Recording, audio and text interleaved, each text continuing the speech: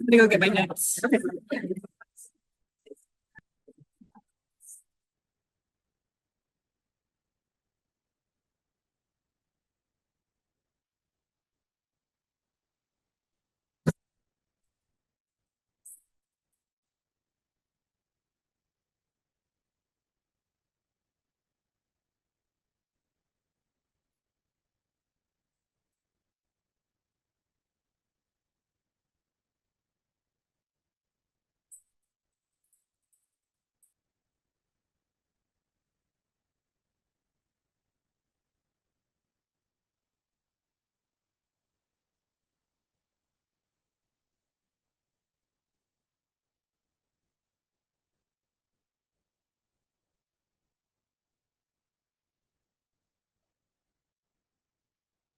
Oh.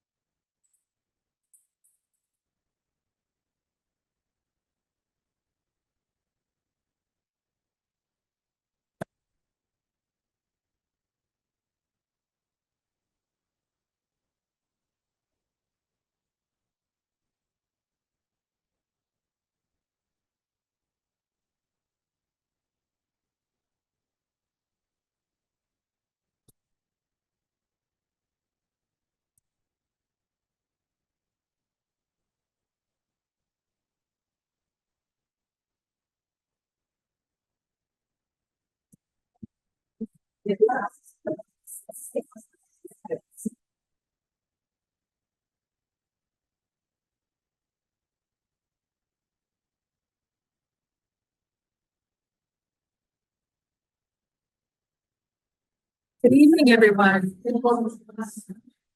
Can I give you all just a minute to settle in, and we'll get started in a minute.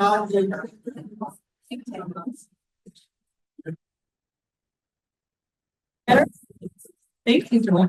Good evening. My name is Julie Mickelberry. I'm the Associate Director of Alumni Affairs for UC Santa Barbara.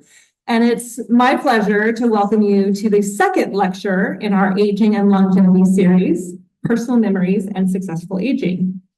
Before we hand it over to Dr. Rothman and Dean Michael Miller to proudly or properly introduce the Center for Aging and Longevity Studies and tonight's speaker, I'd like to take a moment to express my gratitude to Dr. Nicole Albada, Dr. Joel Rothman, the CALS Administrative Coordinator Diana Wilson, who is amazing, by the way. She's also a gaucho.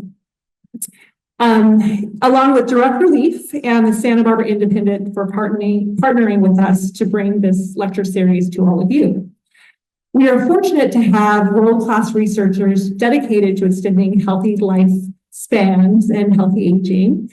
And it's an honor to collaborate with them to share this invaluable knowledge with UCSB alumni and friends. And out of curiosity, how many of you in the room are alumni? Yes, amazing. Very excited to see you all tonight. It's my great pleasure now to introduce Dr. Joel Rothman, Director and founder of the Center for Aging and Longevity Studies, and a distinguished professor of molecular, cellular, and developmental biology. Please join me in welcoming Dr. Rothman to the podium.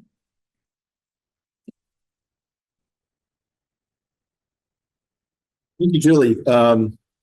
Yeah, you guys are really going to get sick of me if you go to all of these, because I am going to say a few words about the sector each time.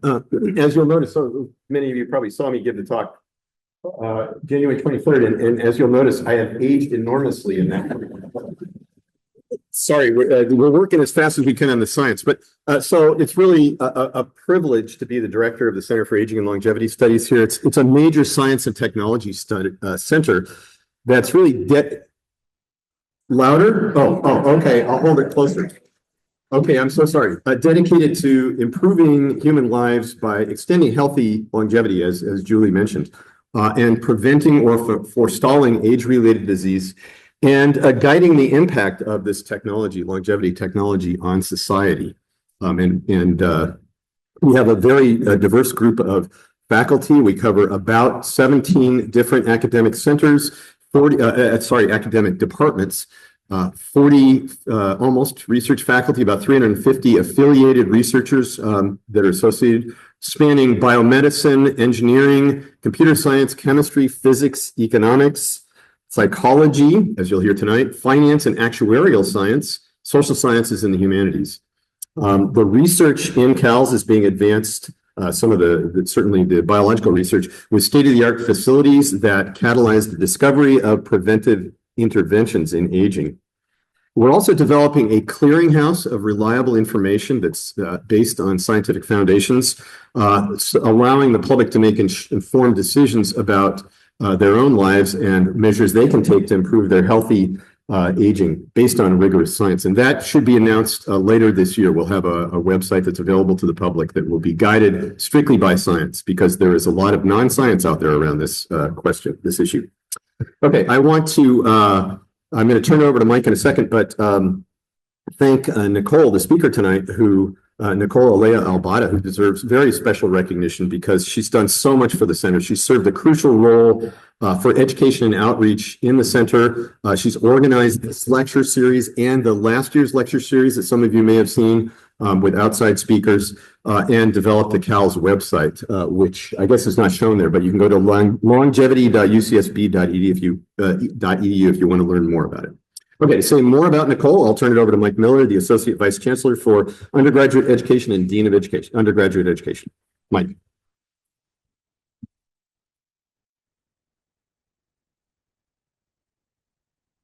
Good evening. Can you hear me okay? All right. Go Gauchos. Great to be here. So it is an enormous pleasure to be able to introduce my close colleague, Nicole Albada. Nicole's office door is about 2 doors down from mine, and so this is a real honor. But first, I just want to say, that our university and campus is really proud of this center and its program and the work that they're doing. I think this is a great example of the interdisciplinary nature of our research and programs on campus, and this one in particular, of course, has direct relevance to our community as well. And Nicole, I think, really exemplifies this also.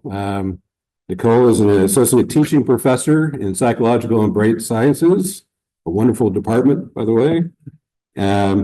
She received her PhD in 2004 in developmental psychology from the University of Florida, with an emphasis on adult development and aging, along with graduate certificates in gerontology and social science methodology. Her first faculty appointment was at the University of North Carolina, Wilmington, and then she got an appointment as a senior lecturer at the University of West Indies, St. Augustine in Trinidad and Tobago. And then in 2018, we were very fortunate to recruit her here to UC Santa Barbara. So she went from one terrible climate to another.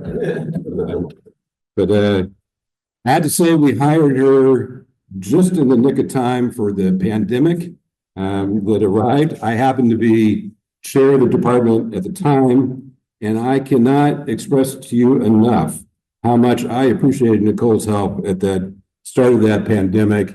In particular, all of the work that she did in getting all of our faculty through that initial time, including like bi-weekly tutorials with our faculty on the best ways to teach a course remotely, among other things. But along with being a fantastic teacher, and I can't say enough about what a great teacher Nicole is, she's also a fabulous researcher with over 50 journal articles and book chapters on the importance of personal narratives and autobiographical memory and its links to well-being. In this capacity, she also directs the TAIL Lab, which stands for Thinking About Life Experiences, which explores why and how people remember events from their life and the links between remembering autobiographical events and psychosocial well-being in various age groups and across cultures. And if that's not enough, along with her efforts with this center in education and outreach, she's also the faculty advisor for the UCSB chapter in Psychi, the International Honor Society in Psychology, and the UCSB chapter of the Brain Exercise Initiative. So with that, please welcome Nicole Albada.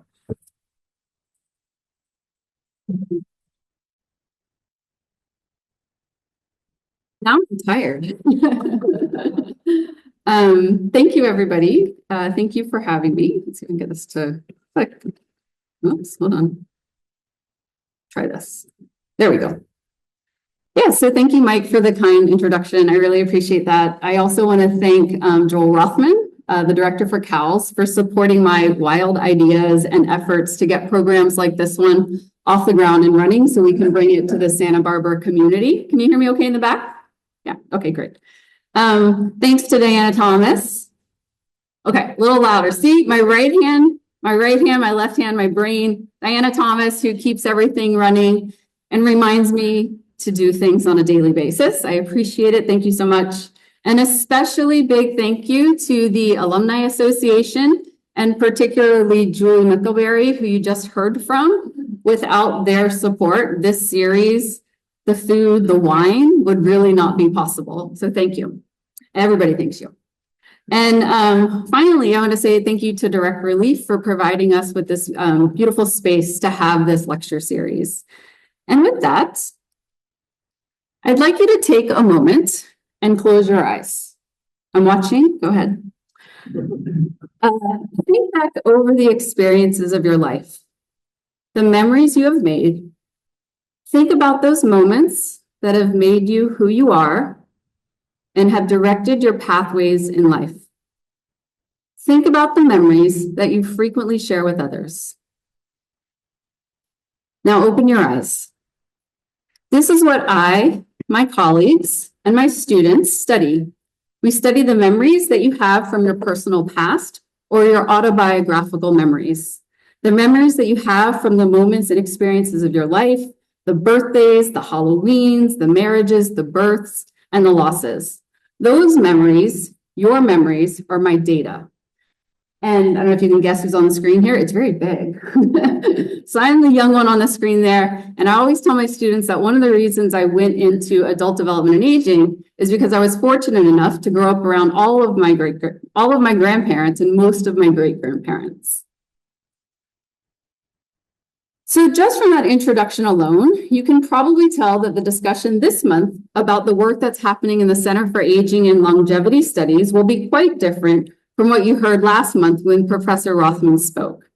He spoke about longevity science and what I would sort of call, and others would call, the objective biological aspects of aging well. So promoting health and attempts to delay the onset of physical and cognitive disease and disability make up a component of successful aging. But there's another side to successful aging that I'm going to focus on tonight. And this is the side of successful aging and aging well that includes these subjective, psychological, and sociological aspects of aging. So maintaining enhanced psychological and emotional well-being and meaningful social relationships as we move across adulthood. So my research is at the intersection of autobiographical memory, so understanding the personal memories of our life and how those link with the subjective, psychological, and social and emotional aspects of aging well. So autobiographical memory is a unique type of episodic memory. It does not follow what we would call the typical forgetting function or forgetting curve. This is the idea of the typical forgetting curve, where memories of newly experienced information, particularly when that information is novel, not rehearsed often, kind of unusual, we tend to forget that information relatively quickly over time. For example, after about an hour of experiencing something new, only about 50% will be remembered. After about a month, we're probably down to about a 20% retention rate. Now, this is for novel information, and as a teacher, I find it a little bit depressing, right, that my students will walk out of my class, and unless they rehearse the information or make it meaningful or novel, they're likely to forget about 50% of it, right, or maybe more. However, this typical forgetting curve is not the pattern that we see for the memories of our own life, for those autobiographical memories that you thought about at the beginning of the lecture. They seem to function a little bit differently. I say this because my guess, this is just my guess, is that when I asked you at the beginning of the lecture to close your eyes and to think back on those moments from your life, those memories that were important to you and meaningful for you, you didn't demonstrate this typical forgetting function. Let's presume, and I'm just making the presumption that many of us in this room are over the age of 50, right? If the typical forgetting pattern held for personal memories or autobiographical memories, we would see something like this, right? Where as time passed from the age at which the event happened, so the age at encoding when the memory got into the memory system, we should forget a lot of things that have happened earlier in our life. That would be if the typical forgetting function held. But autobiographical memory isn't really typical. It is up until a point. So there is a period of what we call a recency period in autobiographical memory, where memories of our life that have happened maybe 5, 10, 15 years ago are remembered well and make up many of the memories of our autobiographical memory system from our life. However, if we push back a little bit further in time, we find something a little bit different. There's actually a disproportionate number of memories that come from earlier periods of our life. Maybe some of those memories that came to mind earlier when you were reflecting on your own personal past. So our autobiographical memories don't necessarily follow that typical forgetting function or that yellow curve. Instead, we see this bump in the graph where there's a disproportionate number of memories that we recall at the end, looking back on our life from like over the age of 50 or so, that are from the ages of about 10 to 30 years old. And we actually call this in the autobiographical memory literature, the reminiscence bump. It's a bump in a graph. So these moments should have been forgotten if we think of the typical forgetting function, but they're not. So that begs the question of why. Why do we retain some of these long-term autobiographical memories? There's a number of different theories about why the reminiscence bump occurs. One prominent theory is that the period of life in younger adulthood is a period of identity formation, when we're figuring out who we are and solidifying our sense of self. And those memories of identity formation are retained well into later adulthood. And it's really thinking about this idea that I'm the same person now as I was then, somebody who was close to my grandmother. And it's not so much that I just know I was close to my grandmother. I could remember moments of being close to her. And so we talk about this as what's called the self-continuity function of autobiographical memory. And that memories, essentially, the memories of our life, provide the glue between the past and the present to help us understand who we are. So the idea that memories are the glue that link the past with the present and helping us to understand our sense of self or our self-continuity can probably best be illustrated by a quote from Jean Locke, who was a 17th century researcher, medical researcher and philosopher. And the quote goes something like, don't direct quote me here, but if a person were to awake one morning with all personal memories erased, they would essentially be a different person. And so that's what we mean when we talk about this self-continuity function of autobiographical memory. It helps us to understand and define ourselves. So in my work, I try to bring together these two components again, understanding how we use autobiographical memories from our life to make sense of who we are, and those aspects of subjective psychosocial well-being that I talked about initially. So to illustrate this, or to demonstrate how this is done and how I collect data in my own work, I'm actually going to talk about a study that some of my colleagues, Kate McLean and Jen Ligdenhall, have done. So what they do is they use the life story interview developed by Dan McAdams. I also use this frequently in my own work to collect hundreds of memories. So hundreds of high points and low points from people's life. And they did this in this particular study from young and older adults. And this is a common methodology, like I mentioned, to collect people's memories. So we collect memories about the high points in life, so those moments in life that are joyous and exciting, and those moments that stick out to us as particularly positive. We also collect memories about low points in life, so those really difficult times in life. In this particular study, the researchers also asked participants to rate the extent to which these memories, these high points and these low points, were basically helping them to understand themselves. Like, to what extent does that memory serve that self-continuity function? And they also had them rate these subjective aspects of psychological well-being to look at the link between the two. And what is found is that there is correlations and associations between using autobiographical memories to understand who we are, our sense of self, and psychological well-being. But the pattern and the association differs depending on which end of the adult lifespan that you're looking at. So if we look first at younger adults, for example, we find that younger adults who remember those high points in their life as serving a sense of self for them, as helping them to understand who they are, those link rather strongly and significantly with psychological well-being outcomes like personal growth. So feeling like they're growing as a person or feeling a sense of purpose in their life. You can see here in this graph for the younger adults remembering those low points, there's really not an association between using those low points to understand who they are and those psychological well-being outcomes. The pattern is quite different when we move into older adulthood. So in older adulthood, although some of those high points are used to understand the self, link with well-being outcomes to some extent, it's really the low points in life that are remembered that help us to define who we are as we move into old age, particularly feeling a sense of personal growth in our life. So let's explore that a little bit more. Let's take a closer look at this idea of what positive compared to negative memories might mean as we move from young adulthood to older adulthood.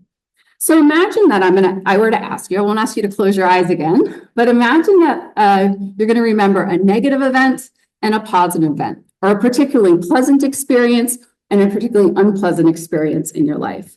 And I want you to rate the intensity of the emotions that you feel for that experience on this scale, from a -3, very unpleasant, to a +3, very pleasant. And let's just imagine that I ask you to do that soon after the event happens, maybe a week later, and maybe years later. I could look basically at how much the emotional intensity associated with these unpleasant and pleasant events is shifting or changing over time. And as you might expect, when events first happen, the emotions associated, say, for example, with a negative event are very unpleasant, and then they tend to fade over time.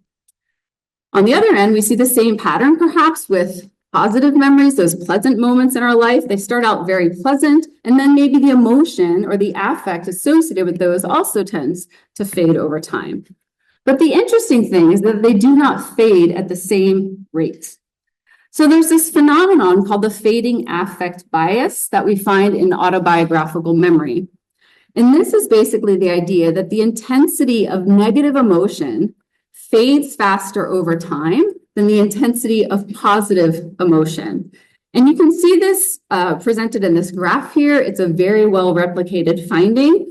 Walker and their colleagues have this fantastically titled paper that says, "Life is pleasant and memory helps keep it that way," right? Because of this fading affect bias. And what you can see here is that if we look at the average or the mean intensity of the emotion associated with autobiographical memories, there's a larger drop in that intensity for those negative moments that are represented here in the gray bars compared to those positive or pleasant moments that's represented here in the white bars. And this happens at all ages, but there may be an even greater emotion and memory bias in life that favors remembering events positively, particularly in late life. And I'm going to talk a little bit more about that. So what we tend to find when we look at age group differences is what's called a positivity effect in memory of one's life. And this is basically the tendency for older adults compared to younger adults to focus more on positive information and experiences compared to negative information and experiences, or at least to not focus on the negative as much. So we see this pattern across a wide variety of memory phenomenon. For example, you can show negative, positive, and neutral images, and you can see this pattern of older adults recalling more easily the positive compared to the negative information. You can also see this with autobiographical memory, for example. So you can see positive, negative, and neutral images or scenes from life. And what we find, if you look at the far right-hand side of this graph here, is that there's this positivity effect where in old age, the older adults are really focusing in on remembering those positive stimuli, those positive experiences, and those positive moments in life, compared to what we see in younger adulthood over on the left-hand side, where all emotional events, both the peach bar and the dark blue bar there, are remembered more than the neutral events, but you don't see this positivity effect among younger adults. Again, it's a very well replicated finding in the literature. We also see a similar pattern in the reminiscence bump. So this is the bump that I just spoke about a moment ago, where we have this disproportionate number of memories from earlier in our life, from about the ages to 10 and 30, compared to later in our life.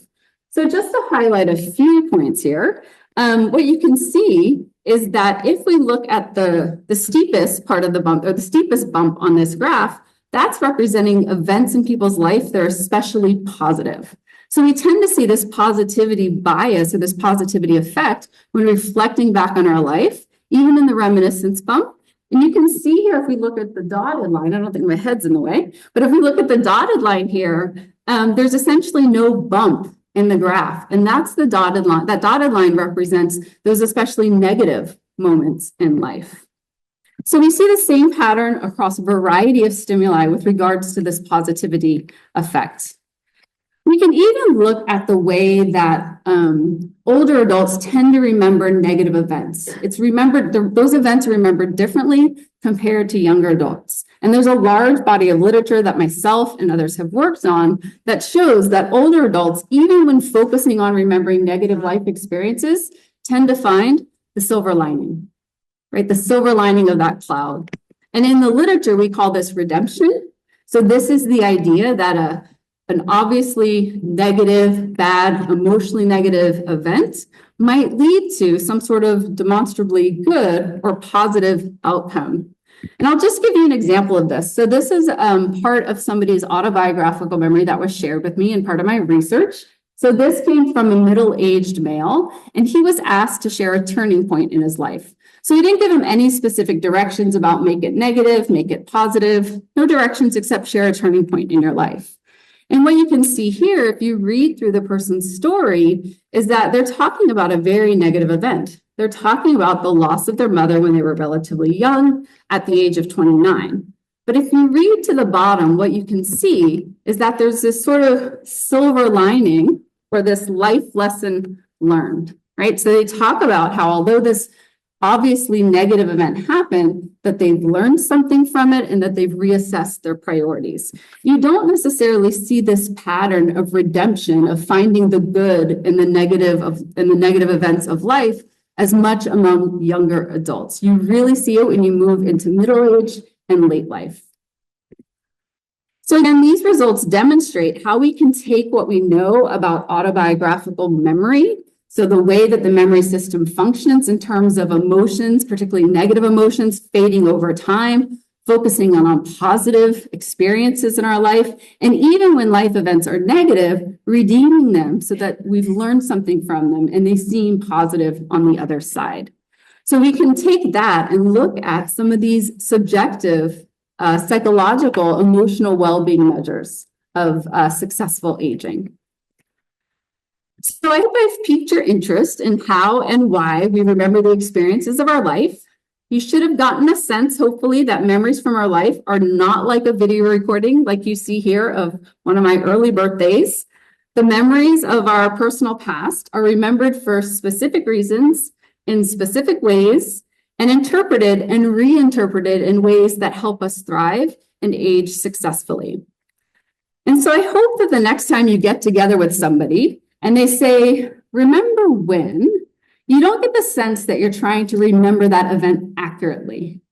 I want you to take a moment and pause and to recognize this remarkable human capacity to remember so much of our life for such a long period of time, for decades upon decades. And I want you to think the next time somebody says, remember when, think about what sort of purpose that memory and that reminiscence might be serving for you in that moment. And with that, I would like to thank my team of mostly undergraduate students at UCSB who are part of my TAIL lab, as well as my one Fulbright scholar who's visiting from Turkey, a PhD student. Without them, I could not have done any of the research that I do, and I really appreciate their efforts in my lab. And I want to thank you for your attention, and I'm happy to answer any questions that you might have.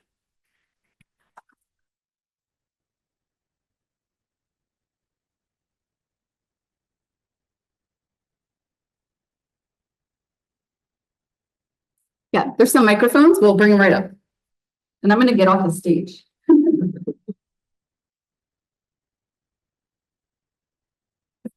Gives me of changing what happened, like when I remember something, totally different memory of that. So,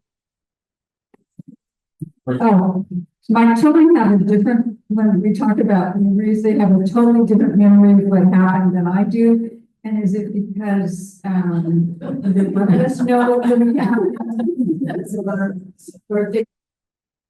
Yeah, it's a great question. I mean, basically what you're asking about is the question of accuracy, right? Like how accurate are our autobiographical memories? And I guess I have a couple of points to say there. One is I always get this question. Like I love this question. I always get this question because in some ways my argument back is, not argument, but my statement back is there's only a few instances in life where it really matters that our autobiographical, right? Like maybe eyewitness testimony. Right, like that's one of them where it might matter that our autobiographical memories are completely accurate. And what we know about autobiographical memory is it's not a video recording. It is not a video recording in our mind. Martin Conway and others have talked about what happens is we basically reconstruct experiences, our life experiences. And what I would say is that when an event is happening, the goals that you have in your moment are directing your attention to remember particular things. Okay, so everybody might remember something quite different from the exact same experience because you have a different goal in the moment. And that goal is going to affect what you take in and then later what you remember. So I have a sister who we're 16 months apart and the same thing. She's like, remember when I'm with you? I don't remember any of that. Or she remembers it completely different than I do. And that's because autobiographical memory isn't a recording. It's not a video recording, it's reconstruction, partial reconstruction. It's not like we go around making things up, right, for the most part, but we partially reconstruct these events of our life. Yeah.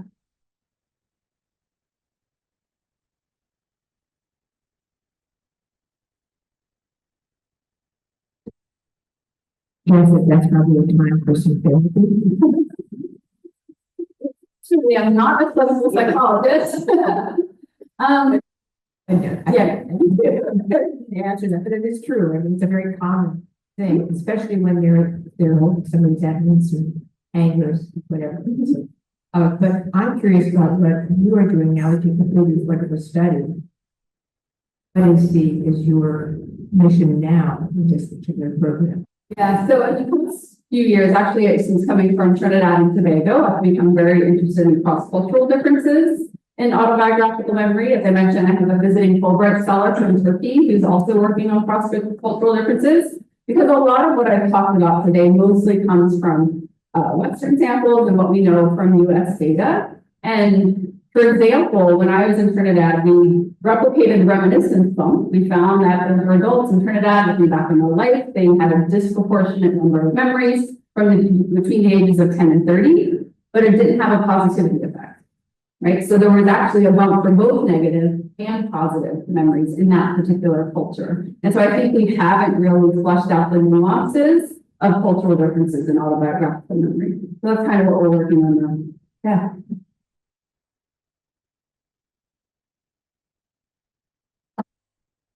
Children's memoir writing. And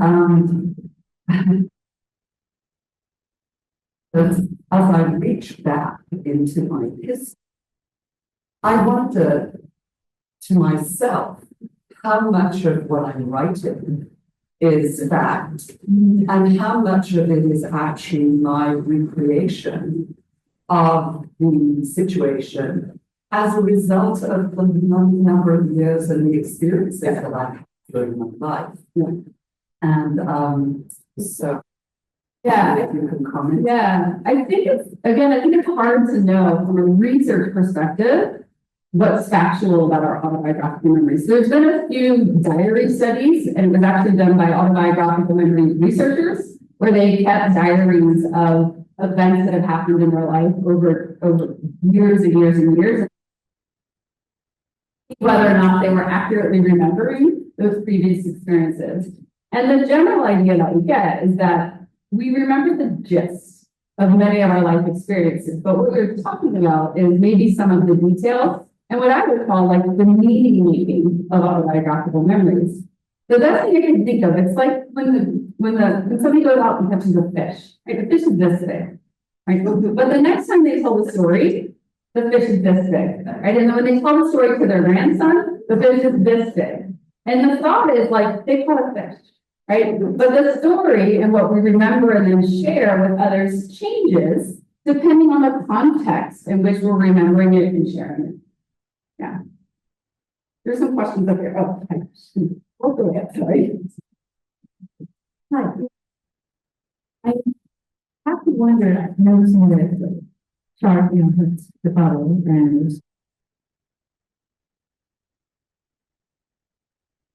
I'm assuming, the studies we've done recently and those that seem to be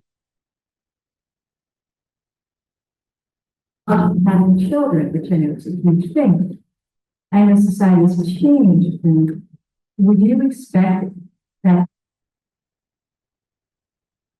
So is it milestone based, or could it possibly be where in terms of when you're taking in? Yeah. So there's a couple of different theories. The one I talked about today is kind of this identity theory. Oh, there's a question. Oh, sorry. So the question was about the reminiscence bump and whether there's maybe some other explanations about why that bump occurs and whether that bump might shift over time as society, right, and younger adults and so forth sort of shift and age as well. So the one thing you mentioned about the reminiscence bump is that there's a few theories about it. One is what I talked about tonight, that it's a period of identity formation. Another one is a cognitive account of the reminiscence bump, which suggests basically like our brains are working better between the ages of about 10 and 30, and so we just get more information into the memory system that we can then recall later. And another account of the reminiscence bump is what you were talking about, where there's a lot of firsts, a lot of first milestones that happen between the ages of 10 and 30 years old, and we tend to remember novel first experiences better. With regards to the second point of your question about how I see this shifting perhaps over time, there's some interesting data to show that as people have lived longer, we actually can find a second reminiscence bump. So if you go and you ask people over the age of 80 or 90, for example, to reminisce back, you find a typical reminiscence bump, but then you also find oftentimes a second one, which is basically your memories of your children's first, right? So becoming a grandparent, for example, and then having a child for the first time. So I think things will shift as the lifespan increases.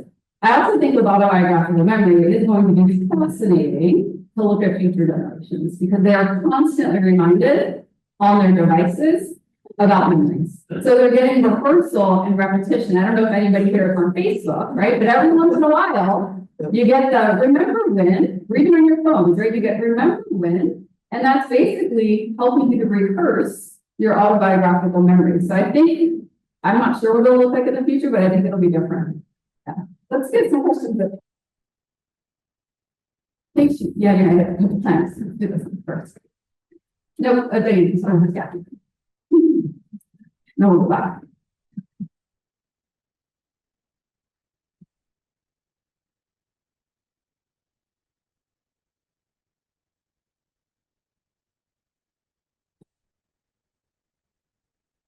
Was like, are there differences with regards to people who might be suffering from anxiety and depression with the way that we see these patterns that I talked about today? So I probably should have started by saying that what I talked about today is what typically happens. This is like the normative findings that we see for individuals who probably aren't, who are screened out of these studies for depression and anxiety. I don't know the literature about anxiety well, but when it comes to depression, what we tend to find are what are called overgeneral memories.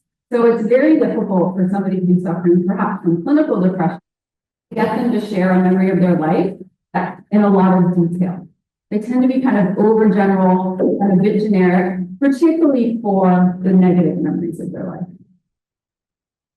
So there are some differences. Most of the work that I do is about like what happens normally as people age and outside of the clinical systems. Yeah. But next week, I'm teaching a class on autobiographical memory this quarter. And next week, we'll be talking about these clinical issues. I'm reading a few more papers before class next week. So I might get the answer next week.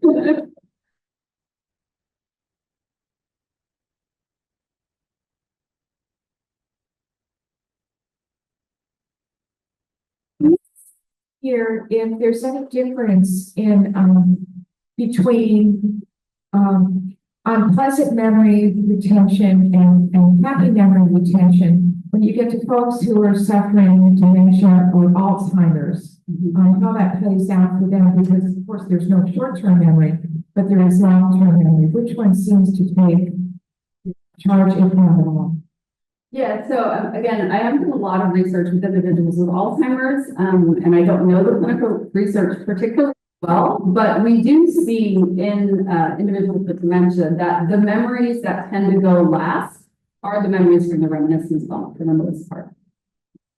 But like early cognitive impairment, and you ask people to remember events from their life, the memories that seem to be forgotten last are those memories from that reminiscence bump period. And it could be that there's just a disproportionate number to pull from, to remember.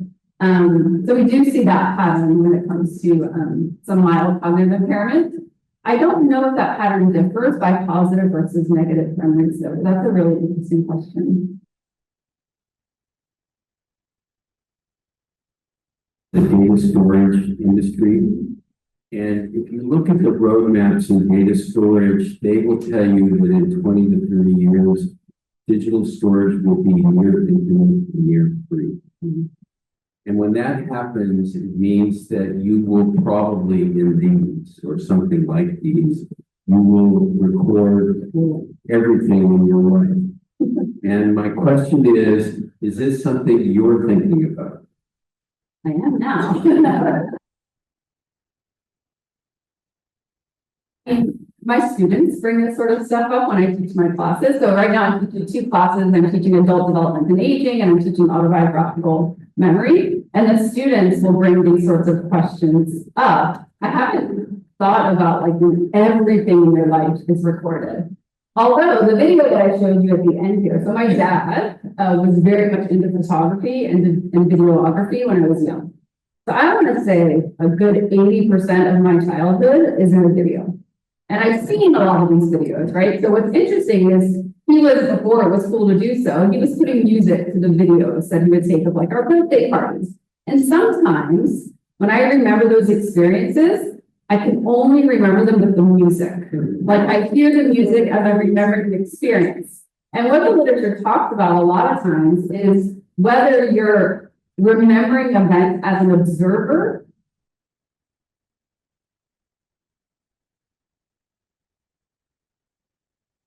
and oftentimes when you have that sort of memory from the person experiencing it rather than looking up from the other side, it tends to be an autobiographical memory with more emotion. People claim that it's a truer autobiographical memory. So it has a lot to do with the perspective on the memory. So it'd be interesting to see like when our whole life is recorded, if we don't remember anything, if we just stop remembering, I don't think that will happen. But it would be interesting to see like what events you remember as the person who experienced versus as an outside observer. I think that can be kind of a telling issue. Yeah.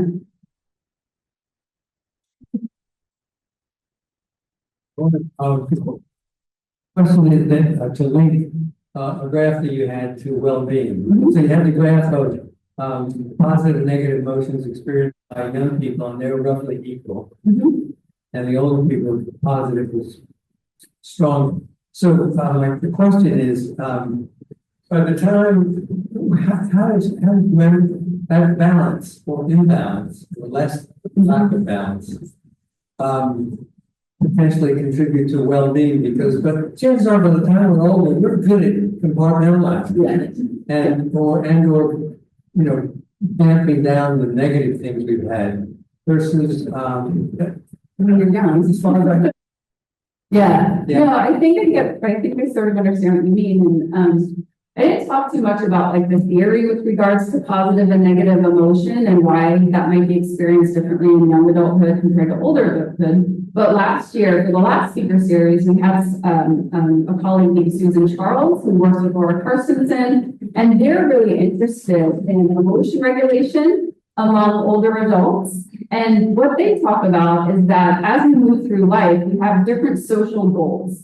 And early in life, our goal socially is oftentimes to like gather information. Like we interact with other people when we're a child to like learn things, to gather new information. And that seems to hold until about midlife-ish.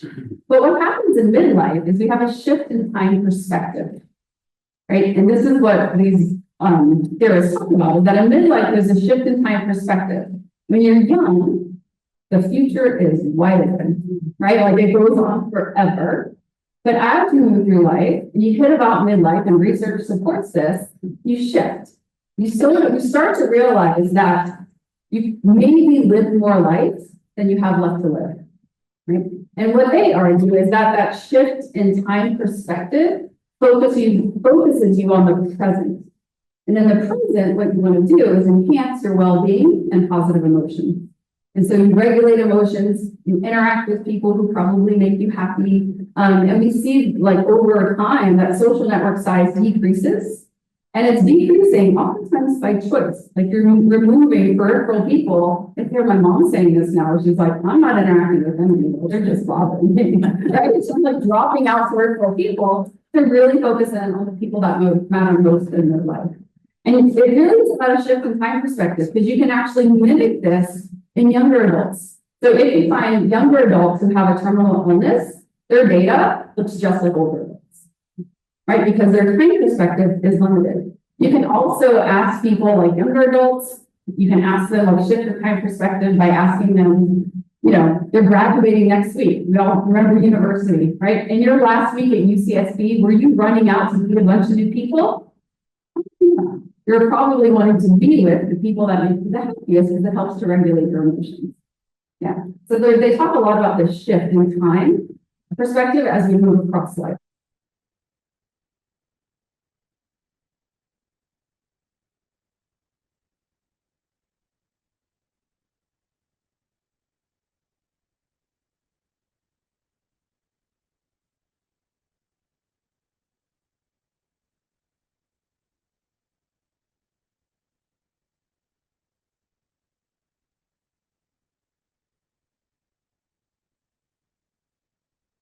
I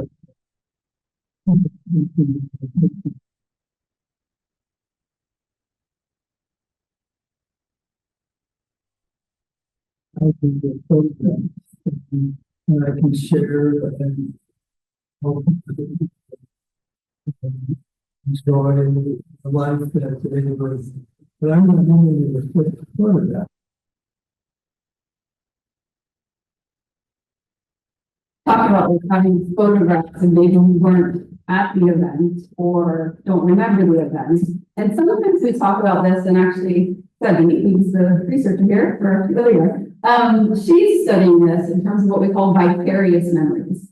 So these are the memories that we weren't there. Like it's a memory that my mom, something happened to her when she was a teenager, that she shares with me, that now is somehow part of my memory system. Right? Like it's a vicarious memory through her to me. And in my research, I would talk about like these memories serve some sort of function or purpose for us. Like they serve us well in a particular way. Maybe it keeps you bonded with other people, right? By having these memories, by knowing that this event happened to them and you know a little something about them. So a lot of times we talk about what's called the social bonding function of autobiographical memory. And a great example of that is my grandmother, you saw the picture of the then and now. every time we would get together, like when I was away at university, she would share a story with, like, I would go for Thanksgiving or Christmas, and she would say, remember that time when you wore your Easter bonnet and you wanted people to look at you? But it was the same story every time. And the interesting thing is she would always say, remember this thing. And she wasn't asking me if I remembered. Like, she wasn't saying, like, do you remember? And I remember. She was sharing that story for a completely different reason. To basically say, like, hey, we have this thing together. And having this thing together solidifies our bond. So I think there's a real social bonding aspect to autobiographical memories as well, particularly when you share experiences with other people.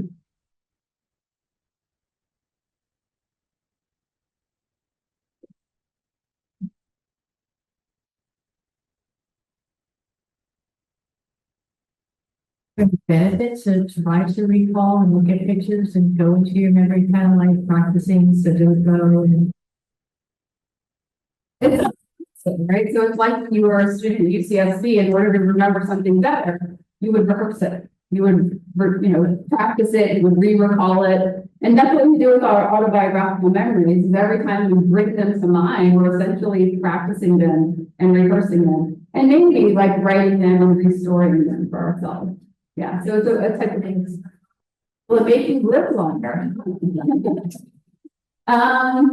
It'll keep you remembering those particular experiences. You still might forget other experiences, but the ones that you rehearse more often will certainly be the ones you remember for a longer period of time. Yeah. Maybe Joel can speak to whether it'll make this a little longer.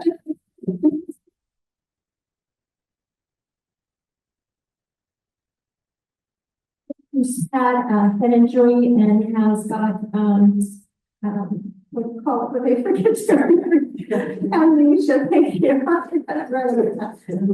What you do for someone with amnesia to help them get those back? Yeah, unfortunately, I'm not a clinical psychologist, and so I don't know that work well, and so I'm not.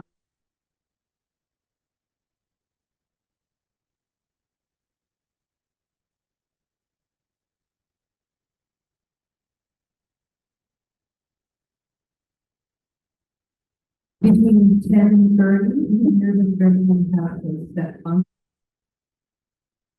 fundamental, is that how our brain is developing, or does that shift if something is the same shifts, for example, 30 now, and I would think having a baby is all 30. So would that extend that? Yeah, it does shift by, like, we see cultural differences in where exactly the reminiscence bump falls. So I think you're getting at that idea, like different societies have different time points in which things happen. That can shift a bit the reminiscence bump. An interesting thing though is that the US tends to have the earliest reminiscence bump, right? So the US has quite an early reminiscence bump. And what research suggests is that in the US, a very individualistic society for the most part, autobiographical memory is all about me and I, and our parents socialize us to remember our experiences. I pick my son up from school, I'd say, how was your day? Right? And he tells me about his experience of the day. And that's very much a US sort of phenomenon. And we think that that's parent-child reminiscing about you and your memories, they belong to you, kind of shifts the reminiscence bump a little bit earlier for kids. Yeah.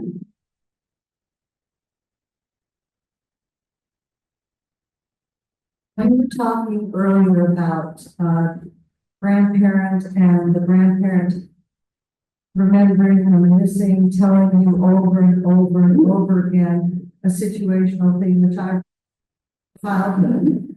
But at some point, sometimes, for me anyway, I think since my mom's been gone a very long time,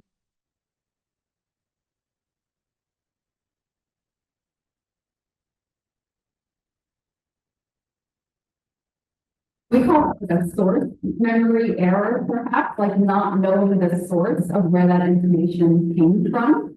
And I think this is the challenging but interesting part about studying autobiographical memory is we may or may not know, but I think some of the questionnaires that we use that ask for you to observe it from your perspective is a good one. Another question that we ask is, do you believe that it happened?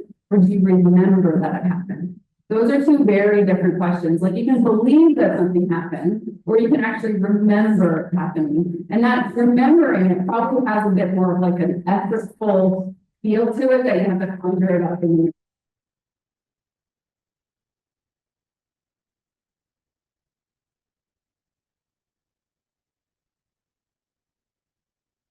relationship between the quality of the memory and the reminiscing in the context of someone maybe who has a difficult childhood, doesn't spend as much time going over those memories versus someone with that. Does that come up in your work? I mean, I think that's one of the reasons that I saw that cultural difference in Trinidad and Tobago. So Trinidad and Tobago, where we lived for 11 years, it's still a developing country. The education system is not as good as the US, for example. Healthcare is pretty poor. When we were living there, violence was pretty high. So we were on lockdown a couple of times due to violence. And I think what happens, like in instances like that, just to give a comparison, is that we saw the reminiscence from for positive memories, but we also saw it for negative memories. So I think the reminiscence bump still happens. It just might be filled with different types of memories. Yeah.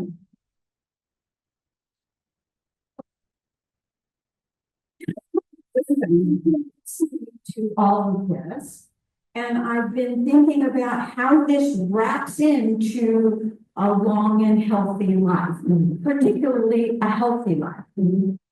What came to me was this: I need to start accepting other people's autobiographical stories rather than relying on what I think is my superb memory of what actually happened.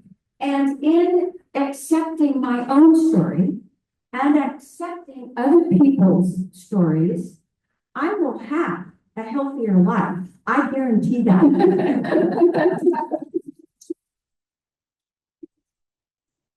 All right.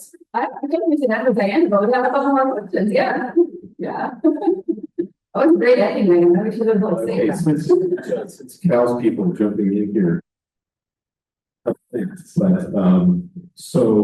have two questions that are connected. The first is the linkage between the U-shaped curve for happiness and has that link been made? It seems self-evident, but I wonder if that's been made. That's A. And B, given that, and you touched on this a bit, but given that I feel pretty confident that the science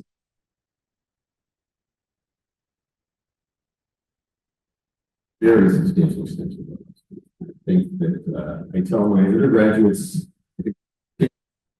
they're most will be living to 150. So that shifts, that's going to change that time perception switch that occurs that we talked about. Do you think, and you said you talked about people who are young but have terminal illnesses, so it's sort of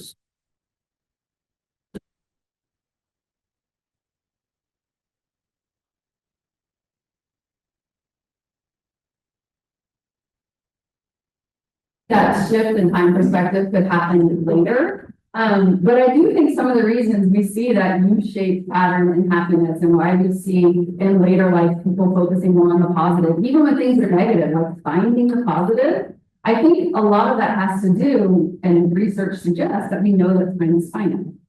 And I think when you extend that finite period out for a longer period of time, I think it will shift perhaps that U-shaped pattern. I don't think it will go away because I think humans perceive time as finite and it brings you kind of back to the present to understanding your social relationships and making life meaningful, but it might shift a little bit. so it really is the knowledge of where that click is. Just because you can replicate it in younger adults. If you create a period of time that's finite and they look like older adults in terms of their data because of that time perception. Yeah.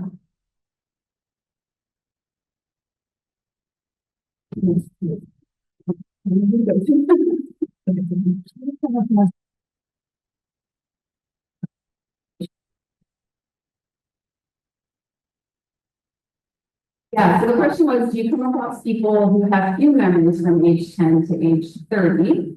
Not in the data that I have collected. I tend to find a pretty consistent reminiscence pattern, but there is a period of childhood amnesia. I didn't show it on the graph, but basically it's very difficult, or most people don't remember things from about before the ages of about 3 to 5.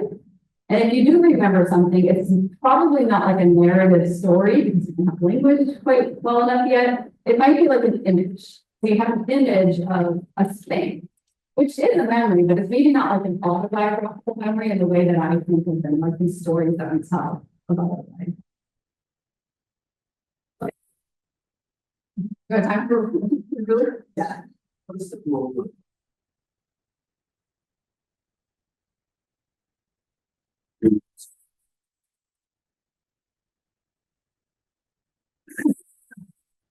I don't tend to research out of dreams. We did have somebody in our department talk about them recently, but I can't remember what they said.